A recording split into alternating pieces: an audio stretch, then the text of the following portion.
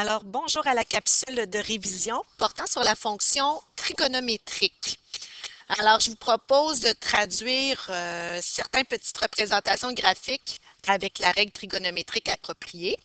Alors, à partir de ce graphique-là, je vous proposerai, à partir du même graphique, je dis bien, trouver la règle de modèle sinus et trouver une règle de modèle cosinus. Alors, vous savez que la différence entre les deux est strictement basée sur la position soit d'un point maximum, minimum ou d'un point d'inflexion. Pour ce qui est des paramètres A, B et K, la valeur sera la même, peu importe si le modèle est sinus, cosinus.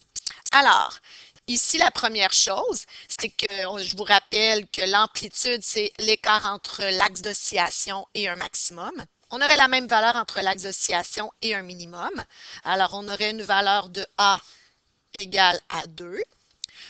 Pour identifier le paramètre B, il faut aller chercher d'abord la période. Une période, c'est un cycle complet.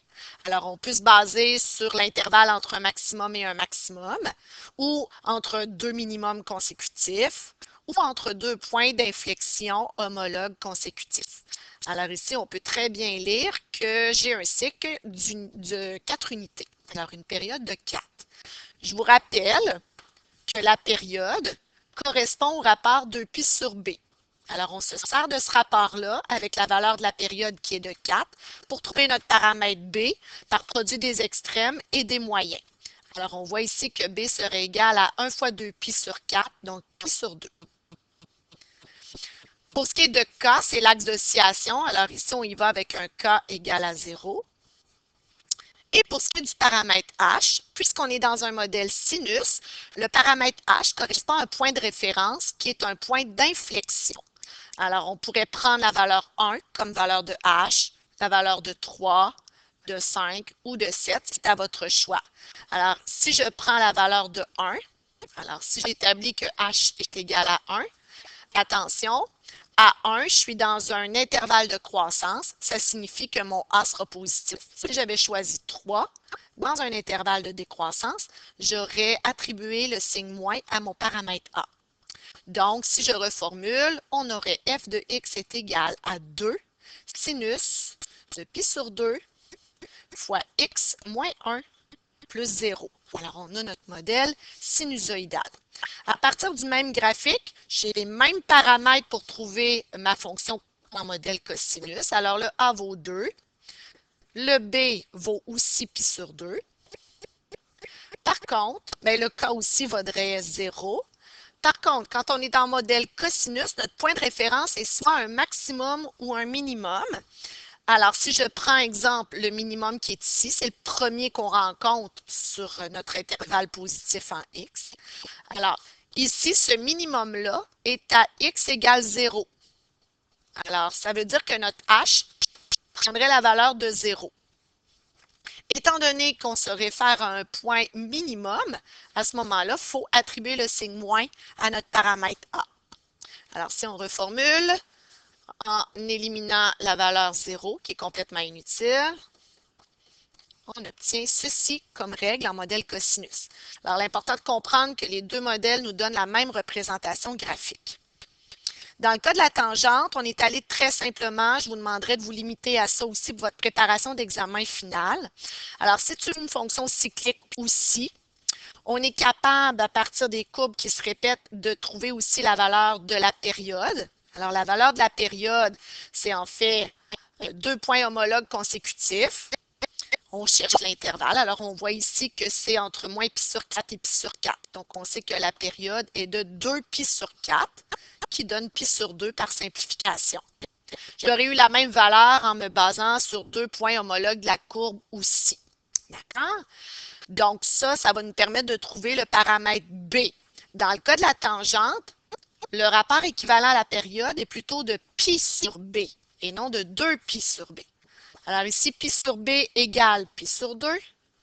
Donc, on voit que B vaut tout simplement 2. Le paramètre A, on va le considérer égal à 1. On voit que le paramètre A a un rôle à jouer sur la dilatation verticale. Puis comme on n'a pas d'amplitude déterminée, que l'image est de moins l'infini à plus l'infini, on peut très bien là, la neutraliser à la valeur de 1. Puis, l'axe d'oscillation est toujours K. Alors, c'est vraiment l'axe où s'infléchit ma courbe. Donc, le K ici est égal à 1. Et le paramètre H, bien, le paramètre H, ce sera toujours un point d'inflexion. Alors, un point d'inflexion, c'est celui qui passe sur l'axe d'oscillation. Alors, on pourrait très bien prendre moins pi sur 4, pi sur 4 ou 3 pi sur 4. Alors, si je prends exemple pi sur 4, ben, on pourra aller le simplifier tantôt, le substituer, pardon. Ce que je voudrais attirer l'attention aussi, c'est sur le fait que le point d'inflexion, en même temps, on l'appelle aussi le point milieu entre deux asymptotes. Alors, on voit qu'on a à intervalles réguliers dans la fonction tangente des asymptotes. Ces asymptotes-là se suivent aussi d'une même valeur de période. Alors, le point milieu entre deux asymptotes est toujours notre point d'inflexion.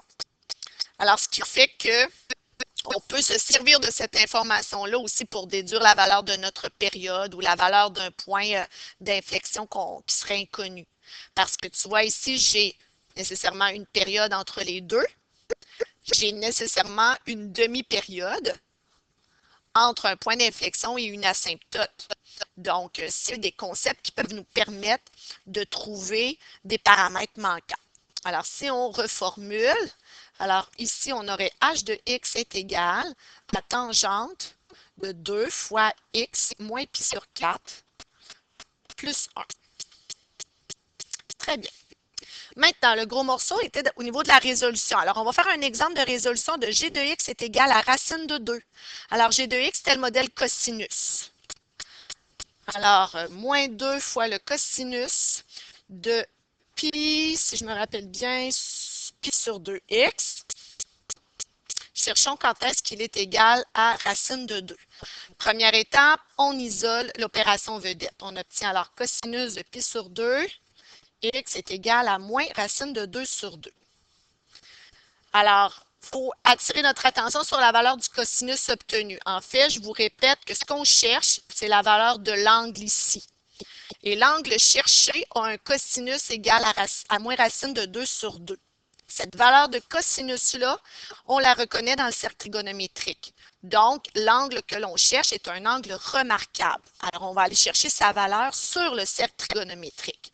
Alors, à partir du cercle trigonométrique, on voit que l'angle qu'on cherche est nécessairement égal à 3 pi sur 4. Vous pouvez regarder en parallèle sur votre cercle trigonométrique, vous verrez qu'à 3 pi sur 4, le cosinus est de moins racine de 2 sur 2. Et à chaque tour complet, je vous rappelle, c'est cyclique, on pourrait retrouver un angle intéressant.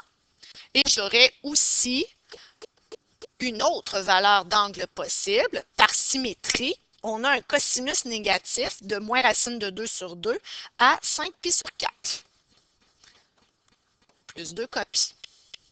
Et rendu là, je veux quand même aller assez rapidement là, pour ma capsule de révision. Mais on a ici qu'à isoler notre x. Alors, je vais passer rapidement sur l'isolement de x. On obtiendrait ici x est égal à 3/2 plus 4k. C'est logique, on avait vu tantôt que la période était de 4. Donc, c'est logique qu'on puisse retrouver à tous les multiples de 4 une valeur d'angle intéressante. Si je fais la même chose, j'isole x ici, j'obtiendrai 5/2 plus 4k. Alors, les solutions, si on n'a aucun contexte à respecter, aucun domaine à respecter, ce serait l'union de ces deux intervalles de solution-là. Très bien. Si j'y vais avec f de x plus petit ou égal à moins 1/2. Alors, f de x, c'était notre fonction sinus, c'est notre modèle sinus. Alors, ça veut dire qu'on tente de résoudre que 2 sin de pi sur 2 fois x moins 1. Cherchons quand est-ce que c'est égal à moins 1,2.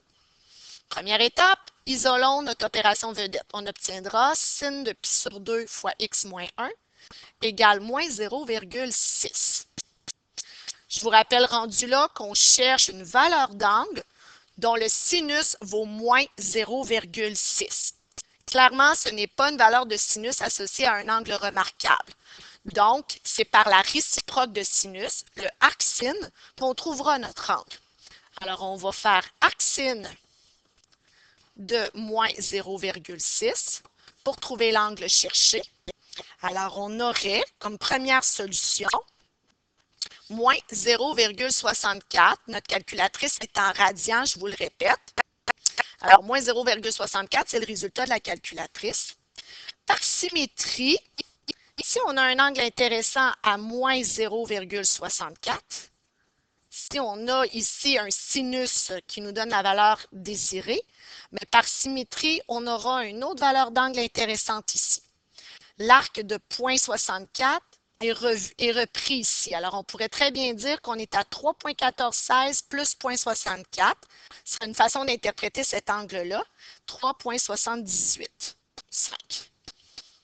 Alors, c'est mes deux valeurs d'angle. Alors, arcsine me donne ça, mais je pourrais aussi avoir trouvé comme autre solution 3,785. Alors, ça veut dire que je vais trouver mon angle inconnu avec ces deux options.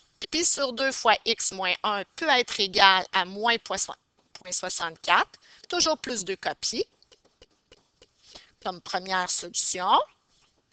Puis on en fera une autre avec le 3,78. Alors, même chose, je multiplie par 2, je divise par pi, j'additionnerai 1 pour isoler mon x. J'obtiendrai ici x est égal à 0,59 plus 4k, comme première option. Si je fais la même démarche, pi sur 2 fois, pi sur 2 fois x moins 1, égale à ma deuxième option qui était 3,785 plus 2 copies.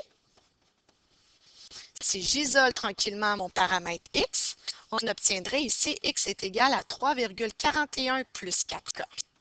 Alors, même chose que tantôt, pour que notre ensemble de solutions soit complet, ça implique que je dois suggérer ces deux ensembles de solutions-là.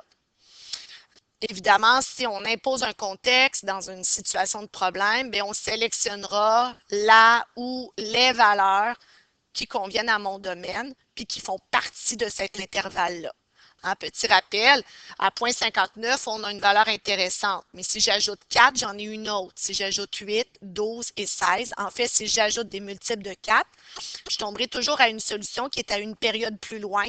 Donc, une solution qui répond à l'équation demandée. Alors, je vous souhaite bonne chance dans vos résolutions trigonométriques.